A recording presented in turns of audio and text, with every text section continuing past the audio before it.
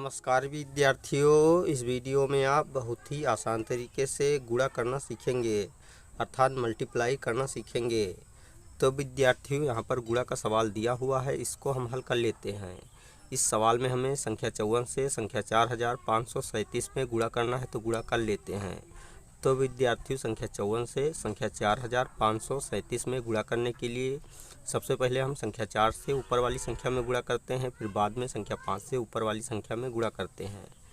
तो विद्यार्थियों, जब हम संख्या 4 का पहाड़ा 7 बार पढ़ते हैं तो संख्या 28 प्राप्त होती है।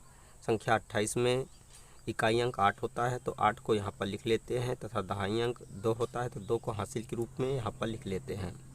अब हम संख्या 4 का पहाड़ा 3 बार पढ़ते हैं, तो संख्या 4 का पहाड़ा जब 3 बार पढ़ते हैं तो संख्या 12 प्राप्त होती है।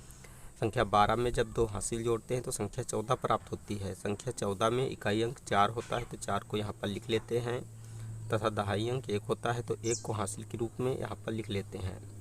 अब हम संख्या 4 का पहाड़ा 5 बार पढ़ते हैं, तो संख्या 20 प्राप्त होती है।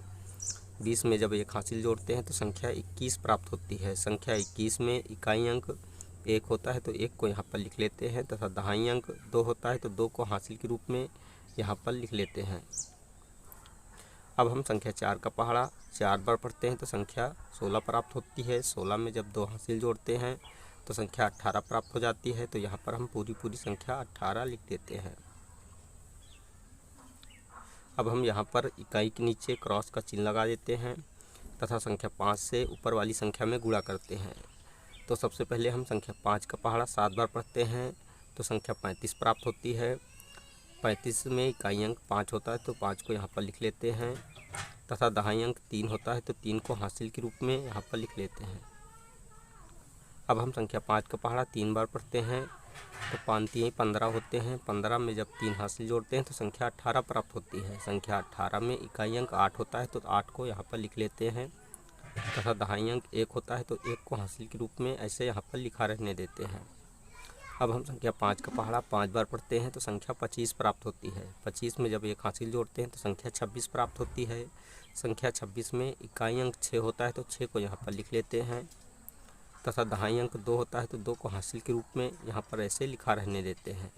अब हम संख्या 5 का पहाड़ा 4 बार पढ़ते हैं, तो संख्या 20 प्राप्त होती है।